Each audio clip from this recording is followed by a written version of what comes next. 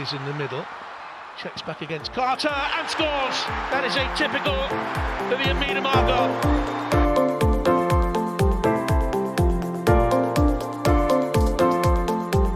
Quickly gets it back again. Oh, what a goal! Well, that sums up her season.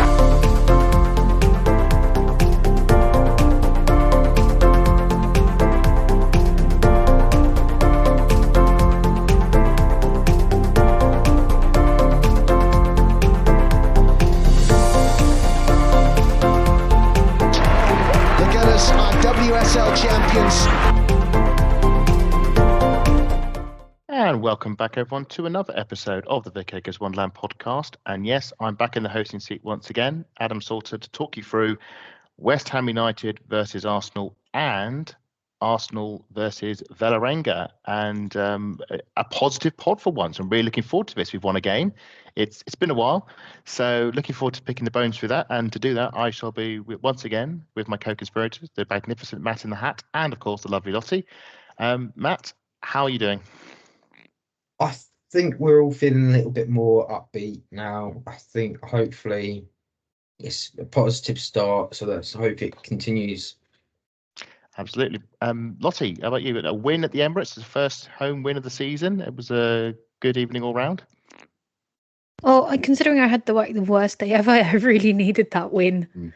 Yeah. So, no, I think what's really bizarre, I know we were talking about this earlier, Adam, but I'm going to put this to Matt as well, but do we remember the last time we scored within the first 90 seconds of a game? Because I don't.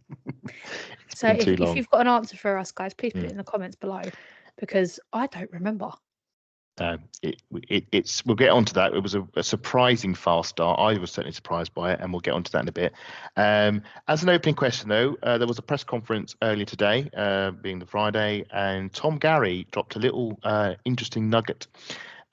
Because our interim manager, Renee Slegers, or Slegers, I don't know how you pronounce it properly, I do apologise, announced in the press conference that she actually used to play for Arsenal back in her early years. She played, I think, in the academy. It was around sort of 2006, 2007 season. I was actually talking to a friend of the pub about this.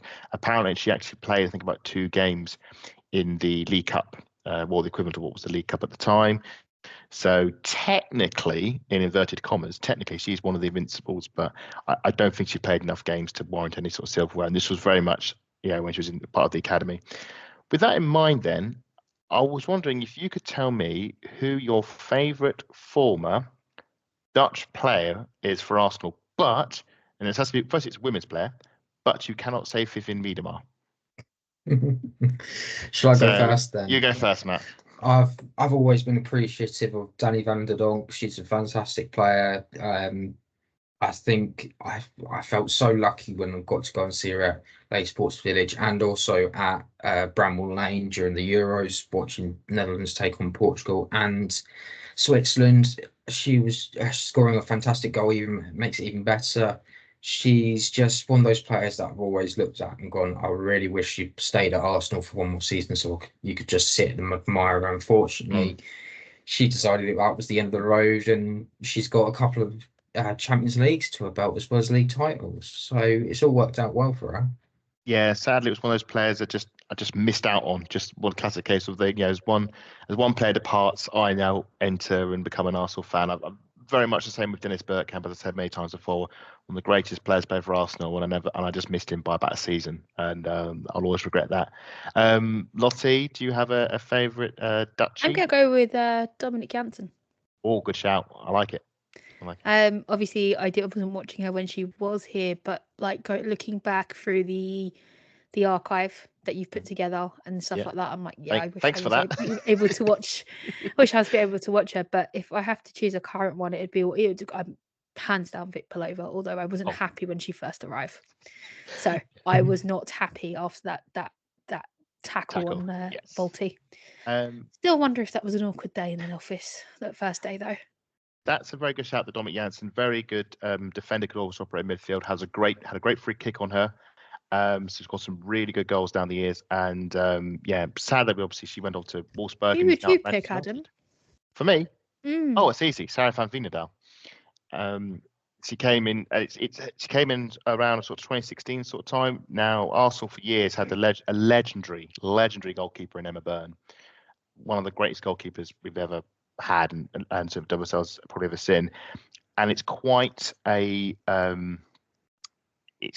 there's a lot of pressure to step up and fill those gloves, to take up that mantle, should I say.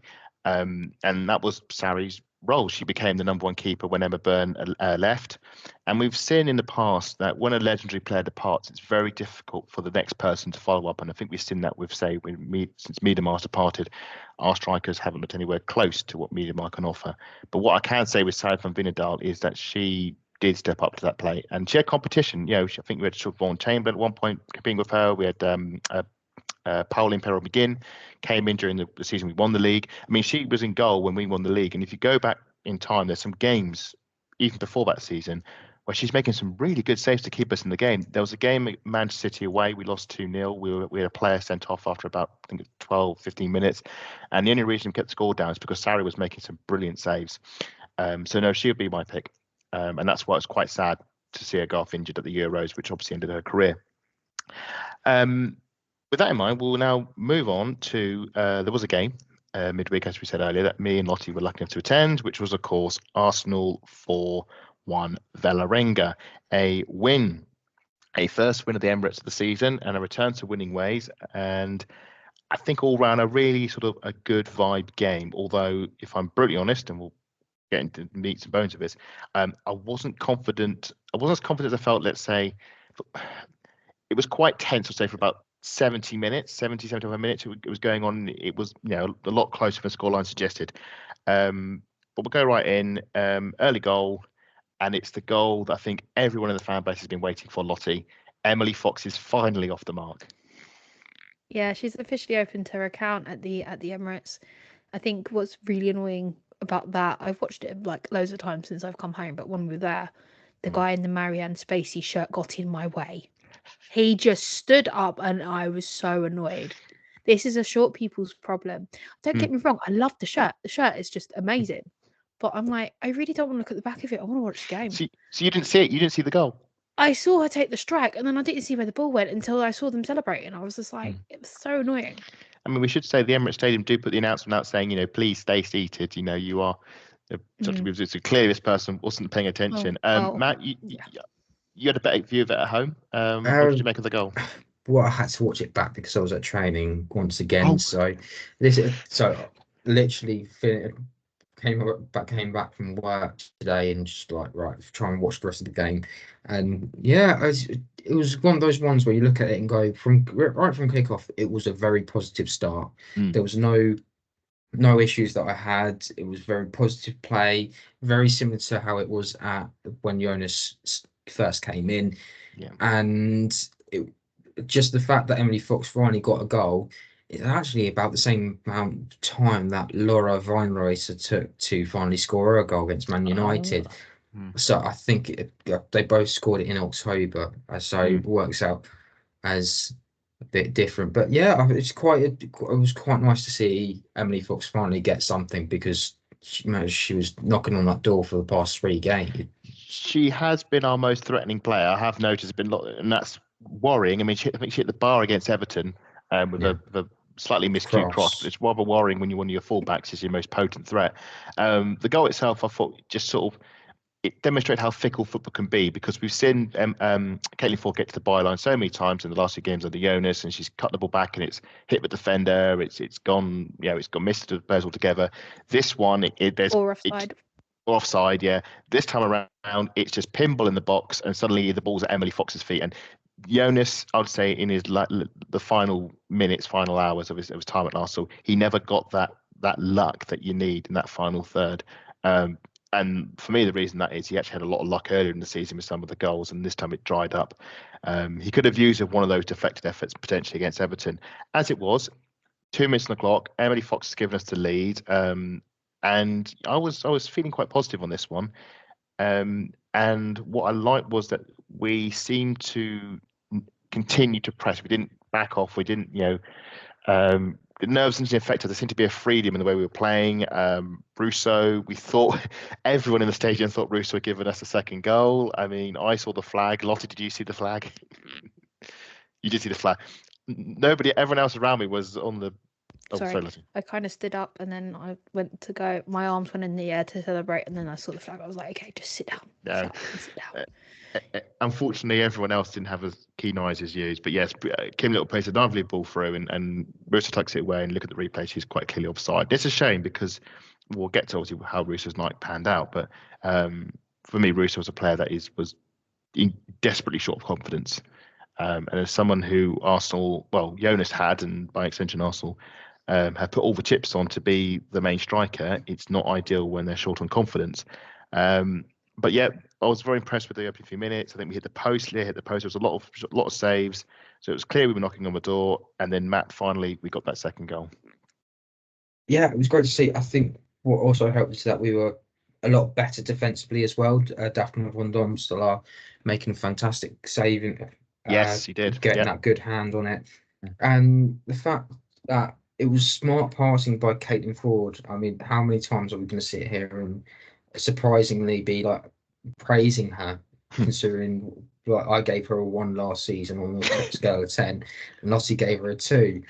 So yeah, it is a bit of a surprise, but Caitlin Ford being smart with passing and yeah, it was just fantastic to see that everything seems to suddenly click, which was a bit odd. I really liked this goal, and one of the big things about it was Mariona. Now Mariona was playing the 10 again, as she did at the weekend, and I think at the weekend she wasn't great in the 10. I think this time around she was a lot better. Obviously, Valerenga and Chelsea are two completely different animals when it comes to the personnel and the tactics they're going to employ. But certainly, I thought Mariona had a much better game this time around. It's a really great run from her. Plays it on to Mead. Mead's obviously aimed for that bottom corner, takes deflection. I thought their keeper had a really good game, despite the scoreline. I thought she made their keeper had some really good saves. Spills this one, Ford taps it in. Lottie, it was a good team goal. We haven't seen one of those for a while. No, we haven't seen that in a very, very long time. And I'm casually eating humble pie, and I want some more from Caitlin Ford at this point. Because again, you were looking at the sort of pre-season / Champions League qualification. Just got the first goal last season. Okay, you've got 4 this season. Are you going to get any more in any other competitions? And she's continued with the Champions League, which is what I love to see. So keep proving me wrong, please. We should say Ford actually was the voted, I think, Player of the Month for Arsenal. Yeah, she was, and it's. Over the last month or so, I think she's shown how integral she is to this team. Yes. And I know she gets a lot of criticism from this panel. And it's nice to see her on her feet and having that confidence to do what she's meant to be doing instead of having those odd purple patches. So long may it continue. I mean, it's say like there's nothing better than being proved wrong about a player. There's nothing. I'm loving it. Yeah. I'm loving it every minute of it. I mean, I'm back to singing "She's Red, She's White." She loves the Vegemite. I don't know if you noticed, but yeah, I noticed it. I noticed the chant many times, Lottie, because obviously you sat there next to me and noticed it was very much out of tune. Technically, I was about like 3 or 4 minutes. Well, 3 or 4 seats down. We were part of the collective, and it was an interesting take on the chant. I'll leave it at that. Sadly, 2-0 didn't last forever. Valerenga did get one back, their first goal of this season's group stage. And it's a bit of a mess. I'll come back to this one, Lottie, because it all stems from Lara Cadena, who has been brilliant so far this season. But this is a mistake, isn't it? Yeah, it was a massive mistake. When you just look at it, it's just complete utter switch off from everybody, even Daphne, complete switch off, and it is just like, okay, it's just one. Let's just keep going. Yeah, so we'll have Arsenal obviously trying to play it from the back, and Cody's just a bit too slow on the ball. And credit to Valerenga, the high press works to get the turnover. They work it very well, and Tvedsen places it. I think it's a good finish by Tvedsen. Cody tries to come back to make the tackle. It's too late. Places it past Van Domselaar. It's 2-1. Caught me by surprise because I was doing a lot, helping keeping notes throughout the game. And it's one of the ones you look up and you go, oh, hang on, what's gone here? And suddenly they're 2-1 down. I mean, Matt, from the goalkeeper, you're kind of stuffed there, aren't you? Speaking of the goalkeeper union, there's nothing DVD can do. Her defence has let her down. Yeah, that is the worry, is that Leia has been probably, for me, one of the biggest sparks this season. She's actually come on leaps and bounds compared to where she was last season. It's a bit unnerving that she felt the urge to, right, okay, if nothing is going to happen, I'll just carry on. Unfortunately, she slips, and that's what gives them the chance. Yeah. Had she have not slipped, I think she might have been able to take it, instead of taking those extra touches and playing that off. I think there would have been an opportunity to make a decent attack down that left side, but I don't think that there's much you can do goalkeeping wise, because when your defender slips, especially right near the it was right near the D, wasn't it? A couple of yards outside of the D, wasn't it? Yeah. So at that moment you're sort of frozen because you don't know what to do. Do you go to, and that then gives the attacker the advantage of either going around you or chipping you. So it's a case of, do you hold, stay, what do you do? And it was just a case of just bad communication all around. And I think hopefully in the next couple of weeks that's going to be coached out of them, and what to do in those sort of situations. I'm sort of hoping that we might see, like, if we're going to have that two centre back partnerships, either Leia or Leah will be the one that will be dropping and be that one to play that sort of pass. Because usually you'd see Leah being the one that drops in to be the one you pass to, and then she'll pass it either to Beth or to Caitlin or whoever's on the wings, or maybe even if she puts it into the midfield. It's an option, and it's just one of those that I think hopefully they'll just be coached out of. It's a frustration because it is sloppiness, and I always think I do obviously mind conceding, but if you concede a goal and there's little to no blame to what you've done, it's just brilliance by the opposition. You just go, hats off to you, well done, you outplayed us, fantastic. The fact that with some of these goals, thinking, sorry Adam, just right in thinking, is this the third time now we've been in the group stage and we've let a team that haven't been in this group stage score a goal? I'm thinking back to Hoffenheim, Zurich. Well, Zurich, obviously, we conceded at home to them. Sort of similar to this. They got a goal in the second half, but yeah, they got one goal back. I know Kerr, we conceded away to Kerr, but we didn't concede at Meadow Park. And that, again, the Kerr goal was sloppiness as well.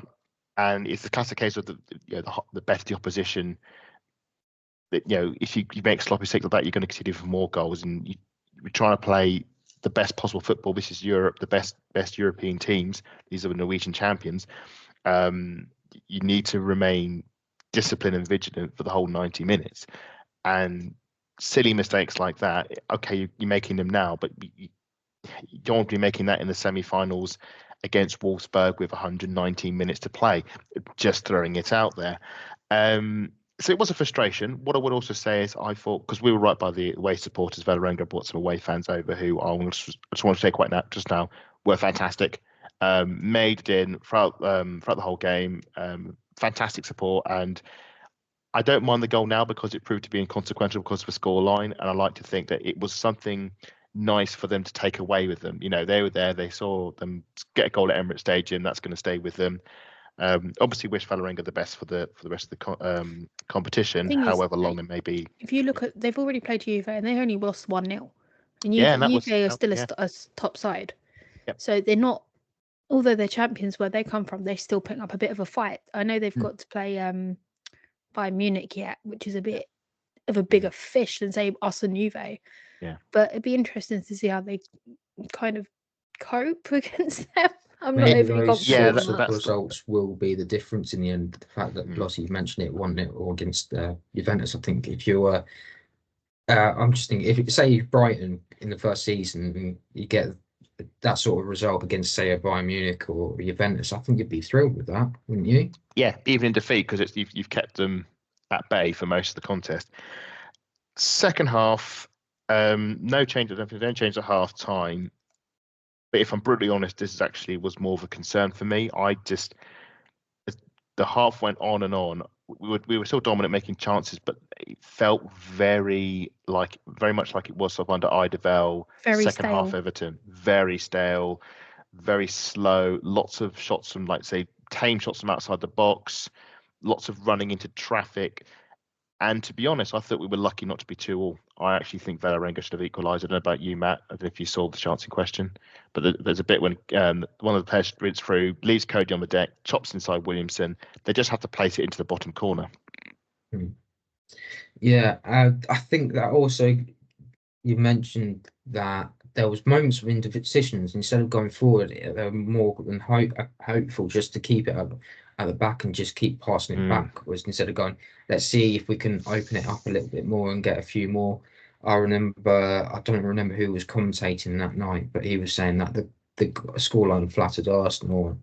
Obviously, we'll talk about them later down the line, but it's just it did feel very much sluggish, and you're thinking at this stage, if it's like that, you need to make some sort of changes, try and get the game done, dusted.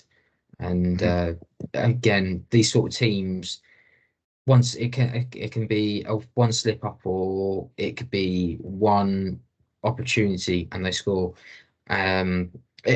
Just for example, let's do the FA Cup. Let's say we draw Leeds again, and let's say that they say they have those two opportunities. If they take them, that's potentially 2-2. They will be more than not happy with that, and they will probably be looking to see if they can get a third, because that's two opportunities that they punished out of nothing. I mean, this is obviously a lesson to Valerenga that I said about our defence sloppiness. You also have to be ruthless at this level. And I thought Valerenga gave us a decent enough game. I mean, you mentioned the save. There was a really good save DVD made in the first half. Tipping it around the post, a shot from the end of the box. I thought they competed very well.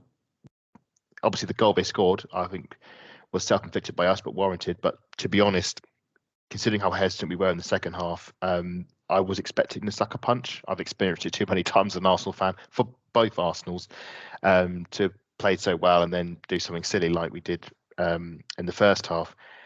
Changes are made, and I think the big one for me was Caitlin Ford coming off and Stina Blackstein's coming on. We'd already brought Catley and Frida on, but that moment when Stina came on for Ford, and I know Ford had a good game, obviously got the goal, but it just meant that we were able to reshuffle our attack, and suddenly the chances just started clocking up. We went to I think a Russo 10, Stina 9 sort of partnership. And there was a chance, well, we'll get onto the goal, but there was a moment, I think it was Russo had a chance, she was put clean through. And I thought, all right, this is your moment, Russo. You're through. Make this happen. Lottie, I could see she was going to try and take it around the keeper. At that moment, I sort of fearing the worst, because that's one she should have just taken the shot on. But again, try to get around the keeper. Keeper makes a great save. You're on mute, Lottie. I don't know what's going on here. No, the keeper had so many good saves throughout that game. There was an insane triple save, was it? Later in the game. I think so. I know there was one in the first half where Leah hit the post, and then she was making loads of saves from Kim and Russo, just left, right, centre. That's the one I'm thinking of. Yeah. But she had an absolutely brilliant game, considering that she let 4 in at this point. It's with Stina Blackstenius, we know. It was Russo, actually, in this instance. It was Russo who you're talking about Russo. Sorry, I thought, because you mentioned Stina, and I was like, what? I thought we were talking about Russo. Yeah, with Russo, I don't know what's going on there. It's a bit weird. It's a bit like she's got that hesitation bug from Stina again. And it's, I don't know about you guys, but this game, it was less walking in. It's like, oh, let's take a shot. And we've been screaming out that at the Emirates for weeks. Take a shot, stop walking it in sideways, backwards, forwards. And it's almost like she's forgotten she can take a shot without doing all the legwork, and she can get the team behind her to do the creativity. All she has to do is just be there to score. But in recent weeks, she's been so far back, we've had no one there. So I think it's just might be a case of reacquainting herself with being up top and not so deep, and getting rid of that hesitation bug that Stina Blackstenius seems to have. Matt, is this one where you would say fair play to the keeper? It's a, obviously I think Russo should have scored it. I could see going through. I knew exactly what she was going to try and do. I knew she was going to run the keeper. In that instance, the keeper's obviously clocked the same thing. That's good anticipation from her. Yes, and again, it goes back to something that I was saying earlier. When that opportunity arises, is up to the goalkeeper's got to make a choice. Do you rush them, or do you meet them halfway and then force them to make the decision? And there seems to be a problem with Alessia at the moment, is that she seems to overthink a lot of. She is fantastic at times when she's on the ball and there'll be a moment of brilliance. Let's take the England semi-final against Sweden at Bramall Lane again. Going back to that. I was thinking the exact same thing. Moment of just right. I don't know where I am. I'm just going to back heel it and see what happens. And she's nutmegged the goalkeeper, which makes that even better. Nightmare for the goalkeeper because she's gone, great, just been nutmegged. So that's probably one of the worst things that can happen to a goalkeeper. But it does feel again that she's on confidence. Again, Everton, not a couple of weeks ago, she was 1-on-1 with Courtney Brosnan, and she didn't take the chance. No, sorry, was it not? Was it Everton? Man City. Man City, yes. Yeah. I keep on getting these games mixed up. There, to be fair, in fairness, Matt, they all blurred into one because they were all that bad. But yes, she had a 1v1 against Man City, and she duffed it straight at the keeper. And it's you need to be operating on instinct. It's when when it's instinctive and just have the time to think. That's when she's at her best. When you've got such a legendary striker as Kelly Smith as your coach, you're thinking surely she's coaching you. Something's not clicking. I don't know if it's just mentally she's not able to sit back and relax, or it's she needs to get back into that goal scoring habit. And yes, she did get one in this game. We'll come to that. Spoilers. Yeah, we'll come to that. But hopefully, I think it's going to be a case that maybe it might take two or three chances in a game before she finally scores, before she's back on her feet again. Well, one player did get on the score sheet, and I think deserved to get on the score sheet because of what they were doing, how they were playing in the game, was of course Mariona. Took us up to, I think it was the 85th minute for us to get that crucial third goal that just eased all the nerves in the stadium, and it meant we could enjoy the rest of the game. It's a really nice team goal. It actually starts with Russo on the halfway line of a really good pass, line breaker pass straight through the defence. Comes to Fried on the edge of the box, taps it over to Stina, and Stina, great ball, cuts it through across the box to Mariona, who is free in the box and has so much space that she can take a touch, compose herself, and then absolutely smash it past the keeper. Lottie, were you breathing a sigh of relief when that one flew in? Oh, I didn't need a sigh of relief. We were comfortable even if it was one goal. But another cushion is never necessarily a bad thing. But I think I really enjoy is how Frida and Russo have sort of carved it off. I know I've just sat there and complained about Russo being so deep at the halfway line, but it's a nice team goal because you've got Russo in that 10, and she's not playing the 9, and it works. Especially when you've got Frida being able to move about as freely as she was. She was just wandering around like there was nobody marking her at all through that second half. And you still sort of see Sina get the ball, and you think, oh, she's going to hit this, and you're not going to get it. When the keeper's like miles away, and then you see her square it across to an unmarked Mariona, and it's the keeper sort of trudges out. She doesn't come running to go down, and I think that's where the error is. She gives Mariona enough time to take that strike, and this is why we bought Mariona, because we need that Champions League experience. And I think with the shots that we had throughout the second half, apart from the ones she saved, I think that was one of the better ones we had. Yeah, she had one. She literally ran through the fence and they hit it straight at the keeper. It was a powerful shot, but didn't aim for the corners. Now, I thought this was very well taken. It kind of bounced off her hands, and then she went again, and then the keeper smothered it. I was surprised watching it, just how much space Mariona had. And I think the key word here is space, because the way that Valerenga played, they gave us space to play in. That's something we're not going to get in the WSL. And maybe that really, I'm not going to say if the result was false per se, but it's to say that we'll be able to take that and put it into WSL. I don't think we will. What was it? What game was it? or have we completely switched off? We look at our game against Chelsea. Our defence is like we all switched off. That's exactly what Valerenga did. They switched off, and we capitalised on it, and that's what we should be doing. Yeah, absolutely. And yeah, the amount of space Maria had was absolutely ridiculous, and I was just grateful that she didn't panic. And that, I think, alludes to what you're saying: Champions League experience, being calm in that moment, knowing what to do because you've done it 1,000 times before. It's 3-1, and I think at that moment, for the last 5 minutes, we actually looked like we could have scored a hatful, which is more than we looked like we could have scored in the previous few games. I think Stina hit the bar, probably should have made it 4-1 then. We did make it 4-1. Matt, you did spoil this one. She kind of. Sorry, Lottie. Yeah, sorry, Stina. She kind of took her shot, and it came back to her. And then she hit it straight off the crossbar. It did go under the crossbar, but it didn't quite go under. That's why it bounced off. It's so annoying. I would have liked to see the goal because we're still waiting for her to get off the mark this season. I remember doing something a bit similar. I think it was at Zurich last season at home when she had a really good chance late on and did something similar. But you know what I mean, Matt. But I will give you, Matt, as Matt, you saying you sport the Russo goal for me, so we'll discuss it with you. Brilliant pass by Mariona from the halfway. Now, at this point, I think composure's gone from Valerenga. The spirit's broken. They're 3-1 down. They just want to get on the flight back to Norway.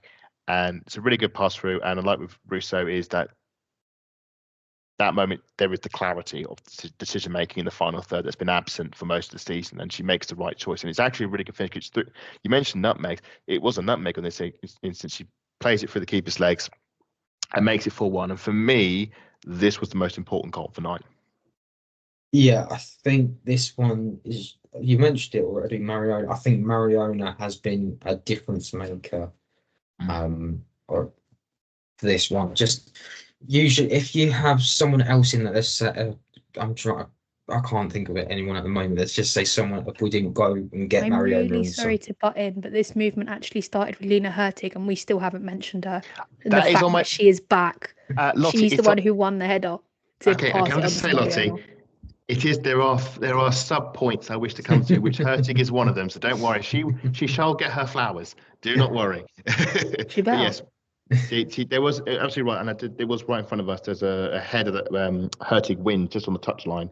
Just the ball just breaks from that into Mariona's path and progresses the move. So yeah, we'll talk about Hurtig in a bit. But Matt, you were saying. Yeah, if we're talking about if someone else wasn't there instead of Mariona, I don't think that through ball happens. It feels very much like the team spirit is back, and whatever was broken is slowly been mended. And I mean, we've had, you probably say to most of the goals on the night were all team goals of some point. Just Alessia Russo just doing Alessia Russo things, and I'd like to see more of that. Yeah, I would too, and I think I'm hoping we'll talk about West Ham in a bit. It will give her some confidence, because I think her confidence has been shot to pieces in previous matches. I said in other pods that she hasn't had the chances. She hasn't been able to get the shots off because the way the team's worked, there hasn't been any creativity. She hasn't had the opportunities, and then in this game, she had a lot of chances. She took a lot of shots. She was offside earlier on. Keeper made some great saves. I'm just so glad.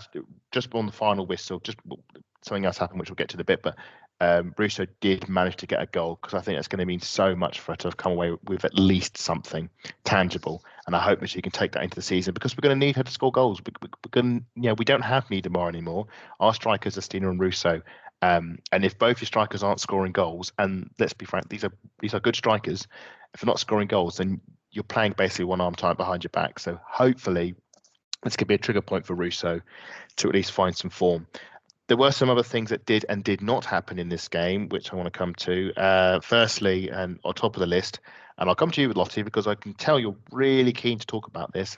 And I've got the numbers here, if you bear with me, on the 92nd minute, so it's literally just after Mariona got the third goal of the night. Leah Velti and Lina Hurtig are both subbed off.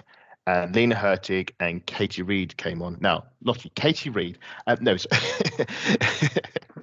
Matt, I will come to Katie Reid in a bit, but Lina Hurtig is finally back playing for Arsenal, playing her first game for Arsenal since a 6-2 win at Leicester City last season. So it's just under, I think, about 11 months, I think it's come to. She's finally back on the pitch and playing in an Arsenal shirt. Yeah, no, I kind of looked at the halfway line when I saw the two of them standing there. I'm like, hang on, who's that? Got my iPhone 16 Pro, zoomed all the way, and I went, oh, it's Katie Reid. And I looked at her next to her, and I went, oh my God. I went, oh, I don't know if you heard me from about 4 seats down, but I've screamed my head off. I got so many funny looks; it was hilarious. But yeah, no, it's so good to see her back in an Arsenal shirt. I mean, she looked ready to go. Like, she's obviously been a key part in Ruto's goal because she's the one who won the header in the first place. I've got some really good shots of that actually.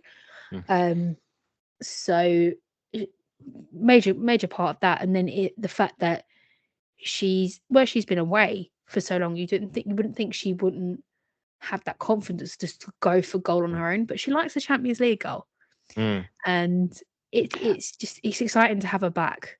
Yeah. And there was a moment after the Russo goal when it almost looked like there was going to be like the most ridiculous fairy tale at the end as Hurtig sort of danced through the remnants of the Valerenga defence. Is this really going to happen? Is this going to be it wasn't a comeback goal. I mean, it was. Yeah, the keeper claimed it. Would have, could have, should have. Could have, would have, should have. On the bigger picture of Hurtig, we signed her in 2022. I think she has to go down as the most unluckiest Arsenal player we've had since, I want to say, was it Kemi? When she came over say to us. Rod? No. I was unlucky. Jill Ward had more opportunity than that.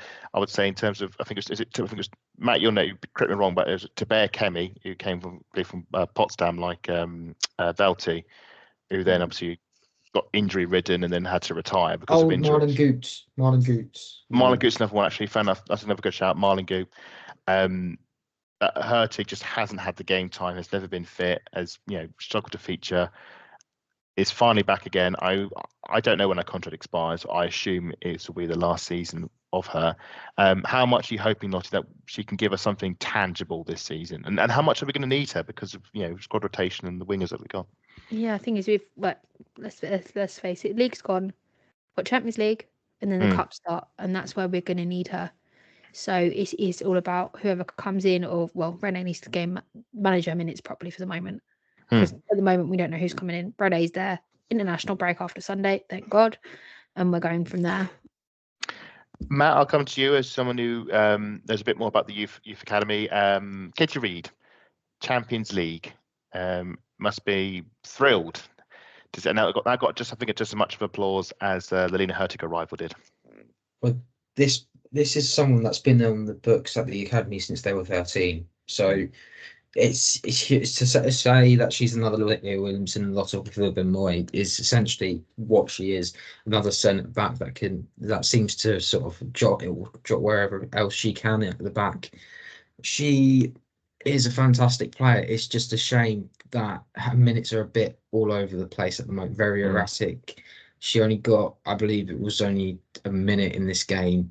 Yeah, it was the same as Hurtig. She came on the 92nd minute, and I think the final whistle blew about 3 minutes later or something. I mean, Russo scored in that time, but it was final innings. It's one of those where you want to see more of them, but you don't want to push it. So I think realistically, I would have said about the 80th minute, you would probably wanted to put them on, whether or not Renee's decide or wait until that third goal comes because it's coming.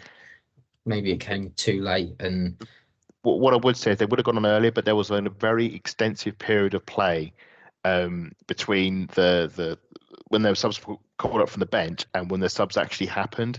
They couldn't actually bring off it. It was about 5 minutes. The ball either didn't go out of play or it became like a Valerenga corner. So the substitute opportunity was almost lost because it took so long. Two players who didn't come on, who I really wanted to come on, and I think is in one case starting to be a concern. Katrine Mollakul, I had this game earmarked as this will be a game that Katrine will play in, given the standard of opposition, given the fact that she's barely featured at all. She hasn't featured in the league. She's only played a few minutes against Glasgow Rangers in the Champions League. But this would be the game that Mollakul could come in and the likes of Kim Little or Leah Velti could have the night off, or maybe come off the bench. Matt, no minutes for Kuhl once again. This is, as you mentioned, it is a concern. This is one where you probably look at and go, if she doesn't get any minutes by, I'll probably say after the international break, within that first 2 games, I imagine the new head coach is coming in. If that's the case, I think she's out the door. And I would not be surprised if Everton go for her. I would not be surprised if a lot of the other WSL clubs, I wouldn't be surprised if there'll be interest back in back towards Denmark. I wouldn't be surprised if, or maybe even another Champions League club, because there's potential there, and you can't keep not allowing her these minutes. She's a very special talent. The one that it feels like if she doesn't get anything, she's gone. And this is another case of Gio. Yeah. And it just can't happen. It's not fair on the player, because you're training every week, you're available, and essentially you're hoping for someone to either get injured so that you're able to play, or a suspension, which at the moment, because of the way that we played, I'm a bit surprised that we haven't racked up the cards a little bit here, to be honest. Usually around this time, someone's close to being suspended for a game, and that's not happened. Usually it's Katie McKay. But which actually brings me on to a point that I would say with Katrine is the fact that there's a new manager coming in, and McCabe is a prime example of this. Under Pedro Martinez Losa, she was lost as a player. I think she went on loan briefly to Scotland, came back to Arsenal, wasn't fitting in at all, was halfway up the door. New manager comes in, Joe Montemuro, identifies her what her talent is, puts her in the first team, and she becomes a brilliant left winger. She becomes a brilliant left back during the Montemuro era. And I think sometimes as a player, you need to, it's not just much finding a club, but also finding a manager that understands what your role is and what you can provide the team. I don't think she ever got that under Jonas. I think certainly during the injury crisis of 2022-23, she basically became a squad player that we could put in. She played more minutes then because she was there to make up the numbers, a bit like Gio, sadly. I think whoever takes over as full-time, whoever that may be, I think as somebody who's sitting on the fringe, like Katrine, will see this as an opportunity and think, if I can make an impression early on in training, there might be something in there for me, because clearly the way the team is made up at the moment, it's not working. We're nowhere near the top, and Jonas has been sacked. And if she thinks that she can be that difference, that change in the team, then this could be an opportunity for her. So I'll be intrigued by that. Lottie, I'll come to you with the other sub, which is Kafaji, that didn't happen. And I know you are dying for some Kafaji magic, and it still hasn't happened. And I think we've lost her. Oh no, we're back. Lottie, you there? You not lost me at all. Oh, the picture's gone. Rosa Kafaji. Rosa Kafaji.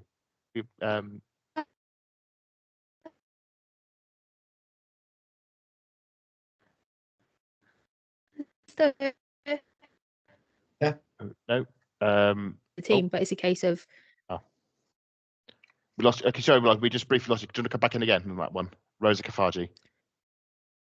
I can completely hear you fine. So we just say it again. We lost you. I don't even remember what I said. Just it's fun. Oh well, I'll say for me, Rosa Kafaji, I'm gutted that we didn't see her play, because I've been really excited about, and me and Matt saw her at Leicester, and she very nearly got a goal on the counter, and since then she's barely featured at all, and that's for me is a real shame, because I think she's a real talent. And again, like with Katrina Monaco, hopefully when with this new manager, whoever this person is, comes in, hopefully they'll be able to identify what their talent is and find a role in the team, because I think she does have one. The result of this result, the bigger picture of this result is that Arsenal are now second in the group, and crucially have cancelled out their goal difference, because they were 3 goals down because of the Bayern Munich game. Now we're level on 0, so we're now ahead of Juve in goal difference and in a qualification spot, and that's quite a nice place to be in, with a double header against Juventus to come.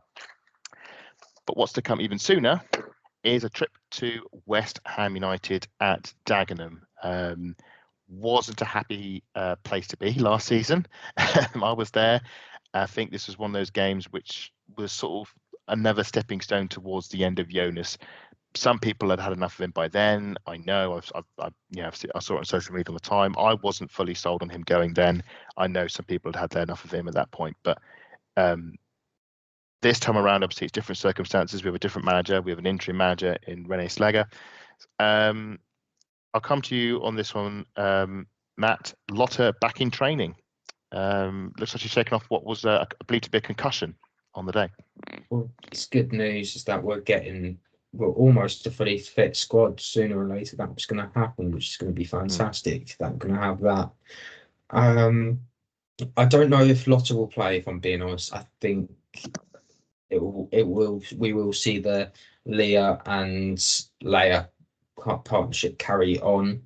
That's nothing against Lottie. I just think that something obviously must have been wrong against Chelsea, where Leah was shouting at Lottie that for that to happen. I wasn't there. Both you and Lottie saw that. I didn't see it, but to be fair, there was so much wrong in the game. It was clearly not an individual, and I think there was just the whole team was just, well, certainly those first 20 minutes, it was just wrong. I don't think she'll play at the weekend. I think it will probably be a Leah Cody partnership, but it's a good option to have because she brings a lot of quality to the side. Lottie, I'll come to you on this one then. I did briefly talk about Cheers when we were before we went on. This will be Renee's second game in charge as interim manager, and in a press conference she was asked, understandably a few times by the journalist, if she'd given any consideration to the fact that she might want a job full time, or she's been offered it and refused to be drawn on it. She said, I'm only focusing on the present, focusing on West Ham at the weekend. But do you think it'd be worth giving her the job? You can't base it off 2 games. I know there's a lot of people that will see her win on Sunday and say, oh yeah, she's the manager, that's it. Like that's very much the bandwagon sort of vibe that you get when you've got an interim manager. But if you also look back at that interview as well, she also talked about that she likes working one-to-one coaching with the players. And she's got the privilege to work with Kelly Smith, Alex Scott, Jane Ludlow's been there as well. Yeah. So she also likes that aspect, but at the moment she's got a job to do, and that's what it is. Until whatever happens in the international break, that is what we know at this point. For me, I don't know her well enough. I'm happy that she's won us the game finally, and we've got some joy from the team that we all love. But you can't base everything for her over 2 games. No, it's not enough for me. Absolutely not. What I would say, you can also point to. Sorry, I just quickly. You can also point to her first press conference where she said it came as a surprise that she was asked for the opportunity as well. What I would say with her is she's not like this is her first rodeo. She has managed before. She managed in the Swedish league. She won the league twice with, I want to get this right, Rosengard, the Jonas' former club. Thank you. Rosenborg. Rosengard. It's one of the Rosens, and I do apologise. I get the two. It's very easy to get the two across the streams, etc. She won the league twice because she took over after Jonas departed, because she was coaching it up then. So she has experience of coaching and managing and winning trophies.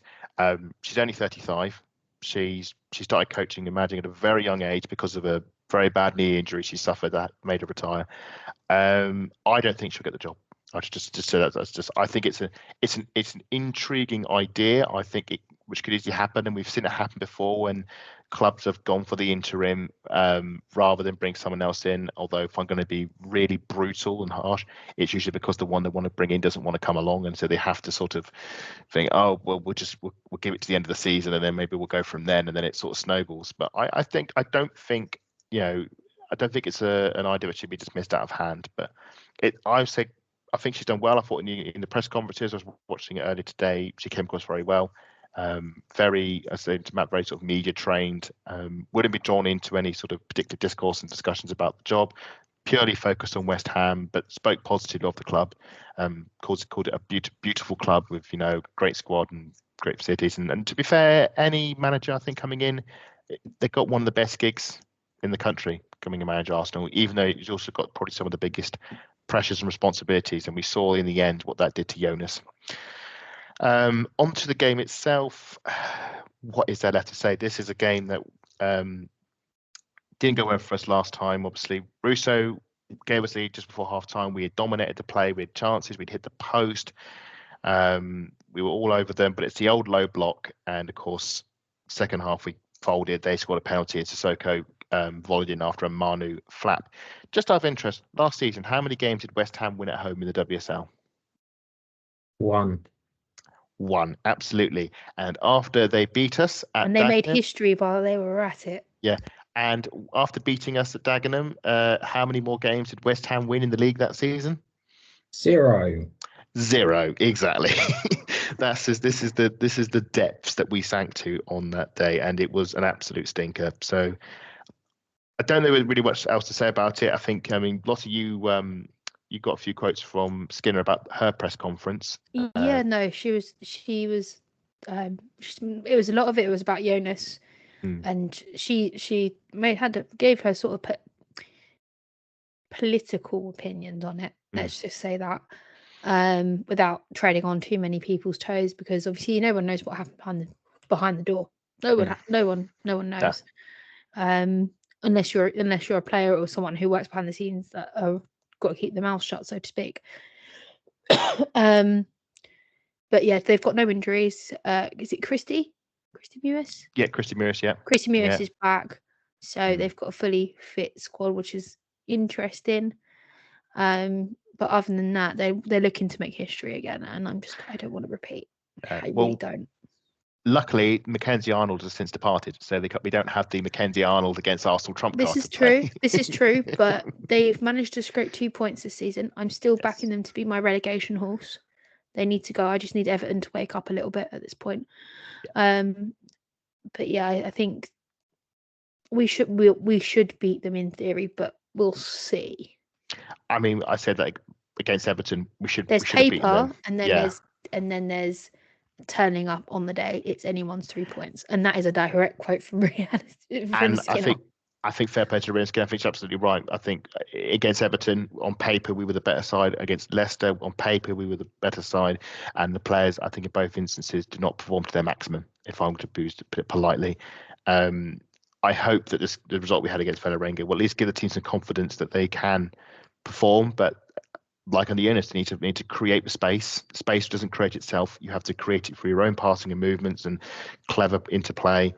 We'll see if Renee can sign off, assuming we bring a manager in over the international break. This is our last game. Hopefully she can sign off for a win. We shall wait and see. We'll do a team prediction run, and I'm going to start with you, Matt, with the goalkeeper, because in the past the goalkeeper picks itself, but I don't think that's the case anymore, because I think we've got a new number one on our hands now. It's difficult to say who's definitely going to play, but I'm you know what, I'm going to change my tune a little bit. I think Daphne's going to start this one. I think the idea would be, let's see how she would deal with a low block compared to what would Manu do against it in low block. So it's just making sure to maybe see what could potentially work in the future. Daphne is a fantastic goalkeeper. Manu is also a fantastic goalkeeper. Manu is the number one for a reason, but Manu has also come out and said that, look, it's not just me going to be between the sticks this season. Yeah. They're going to need Daphne as well. So it's important that there is going to be competition between those two. I mean, Manu didn't have a great game at the West Ham last season. I said earlier, it was her mistake, sadly, that cost us the game. I was surprised. I have been surprised how many games Daphne has played, purely because I thought Manu would have played more. But I'm pleasantly surprised. I'm really enjoying seeing her between the sticks and tipping shots over the bar.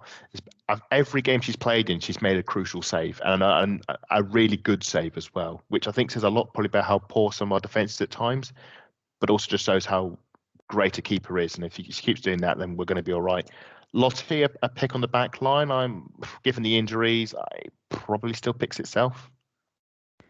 Do you know what? I would start Steph Catley just to get her back some minutes and give Katie a little bit of a rest. But obviously, we can't leave Steph on for the whole time. I think for this one, I want to see Katie Reid start alongside Leah Williamson, just for something different. Ooh, that's a shame. It's because it's mostly because it's West Ham, but I also want her to get some minutes. Because I don't think Lotta's going to be able to play a full game and as much. And Leia's had a load of minutes in the midweek, so I think that'll be really interesting. And then I'd have to it's going to have to be Emily Fox on the other side as well. Yeah, there's no choice there. Lyrene Reuter has a meniscus in her knee, so setback from her ACL, which unless we're going to fling Katie over there, and that's probably the likely case if Emily needs a rest. Yeah, that was the thing I was suggesting. She has played right back before. I'm not convinced by McCabe at right back, but the other option is play Caitlin Ford at right back. What could possibly go wrong? Leave Caitlin where she is. Thank you very much. Okay, we'll move up the pitch. So I'll give it to Matt, the midfield. How are you lining up? Again, it's about, are we going to focus on the double pivot or the experience? The low block. Just on that one quickly. So we had Leah Velty and Kim Little as the pivot 2 midweek, and I think we also had the same double pivot against Chelsea. I don't think Cara came on for that one. Did she? I think Cara came on for that one. She didn't come off for that one. So I think we've had Little and Velty as a midfield 2 for 2 games in a row now. Do you think we go for again, considering how maybe we're trying to integrate the likes of Kyra into the team? I think that this is the game where you go, right, how are you going to attack a low block? And I think Kyra and Kim are more suited for that. And then you can, this is nothing against Leah Velty at all. This is just, you'd want, as much as I love Leah because of how 2-footed she is and how she is such a defensive unit, I just think this one, you've got to attack the game. And if worse comes to worse, say, you can always make changes at half time if needed to. Are we going to talk about do you want me to talk about the rest of the midfield? Or? Well, you can pivot. I was going to say, who do you, I was going to throw Lottie the attack. Go on then. So who do you want as your wingers and attackers and so forth? Do you know what? I'd put the Mariona in the 10 again, but I'm also looking at Frida and I'm like, do I want Frida? Do I want Mariona at this point? That's the other option as well. You could have Frida coming back, Mariona as the attacking midfielder. I don't see Frida as a pivot player though. That's the thing. I just think she offers too much in the attack to be doing double pivoting. She may have done it in the past, but I don't think her role is there anymore. But that's just the way I see it. But you think Mariona 10? Yeah, at this point. But if you're putting Stina in that 9 up top, I'd put Frida there. Do you know what I mean? It depends who you're putting in that 9 shirt for me, personally. So you think going forward it's going to be Stina Frida or Mariona Russo as a 9-10s? Yeah, because the Frida Russo doesn't work. No. It doesn't work for me. Nope.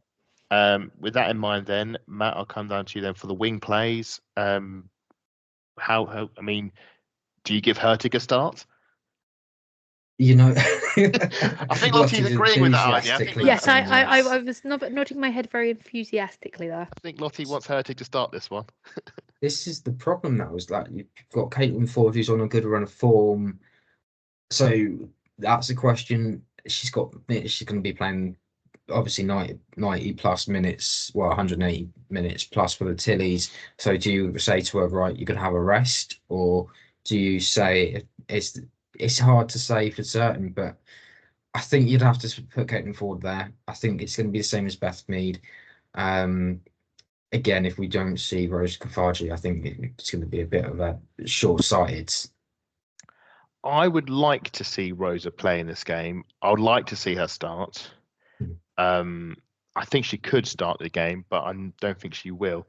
But I'm going to throw a curveball that we bench Beth Mead and we start Ford on the right and Hurtig on the left.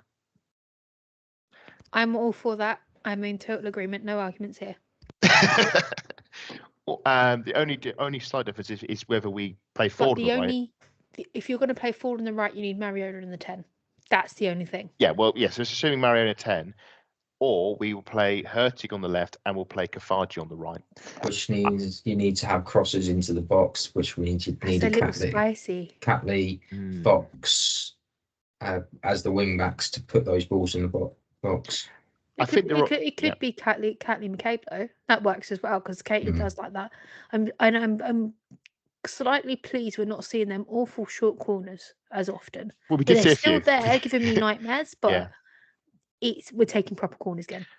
I think the problem with team selection is when you're a manager and you're under pressure, you reduce down to the key players that you trust, and a lot of the external fringe players who need the minutes to come in and work themselves into the team, that gets forgotten because you're in crisis mode and you just go with what you know and go with the experience. So that's why Little and Velty have just defaulted, into playing those minutes all the time, and Ford and Mead are defaulted playing all the minutes all the time because you can't risk playing anything else because suddenly your season's on the line. I'm hoping maybe now that there's maybe not saying acceptance, but realistically the league has gone. Maybe that will free us up a bit and be a bit more experimental with the team and think, well, it doesn't matter too much because we're going to go for top 3, not the league, and we can afford to bring in other players and integrate them in the team. We may drop a few silly points, but in the long term, it'll benefit us rather than just going, right, we need to go hard on the league, so we need to play in our strongest 11 every single game because that's just going to wipe them all out. But we'll see what happens. I'm looking forward to the game. I'm going to be there. It's going to be, I'm hoping we can avenge our defeat from last season. And with that in mind, before we wrap up, it's time for a quick score prediction from the pair of you. As Lottie seems to be struggling with this one, Matt, I'll go first. You'll go first. Yeah, I was going to say. I know. Matt, you go first. I'll go last. You go first. I seem to be on a bit of a mini roll at the moment with these sort of games. You know what? I'll go 2-1 Arsenal. Okay, Lottie? I'm going 3-0 to the Arsenal. 3-0. Okay, I'm going to go for a 9. Oh. I want Vivian, what's her name? Vivian Leah. Asai. Yeah. Asai to be sent off with a big fat red card. I will be going for, dipping back into history, the last time an interim manager, the first game as Arsenal, first WSL game, interim manager, was in 2017. And it was an away trip to Everton, which we won 2-0, where a certain Vivian Miedemar scored their first Arsenal goal, and Beth Mead scored as well. So I'm going for a similar scoreline, a 2-0 away win, a game that a few players come on, get some minutes, no dramas, nothing to speak about. But again, this is Arsenal. There's always drama. It's a foolish wish. But I'm going 2-0 to the Arsenal on this one, and then we all break up for the international break and wait to see who our new manager is going to be, which is something nice to look forward to. With that in mind, on that note, we will end the show. So, Lottie, where can we find you on social media? You can't find me on social media at the moment, purely on the basis people keep stealing my pictures and pretending to sell Arsenal tickets. So you can find me on the VAW Pod Instagram. Yes, we should just warn you, if you see someone on Twitter that looks a lot like Lottie who is advertising tickets, please report them because Lottie does not sell tickets. Especially I know away tickets, and I am not a season ticket holder, and nor is my other half. No, believe me, I've tried and she said no, so I know she doesn't sell tickets. Ha. It's not funny anymore. This is like the 7th time now. I'm getting annoyed. Matt, I'm assuming you're not selling tickets either, but where can we find you on social media? If I was selling tickets, I'd be able to go to some of these games. But that's beside the point. You can find me at MattSalar28. BattleR28. And if you can find my ramblings and sports reporting at Adam_Salter4 on Threads, Instagram, and Twitter. And we've already mentioned the pod already, some previous Arsenal games and clips and so forth. But you can find all of that on the Arsenal Women Archive at the AW Archive. So that's it. That's the end of the pod. On to West Ham at the weekend. Trip to Dagenham. Let's get one final win in before the international break and hopefully round off the Renee Slegers interim reign with a win. Come on, you Gunners.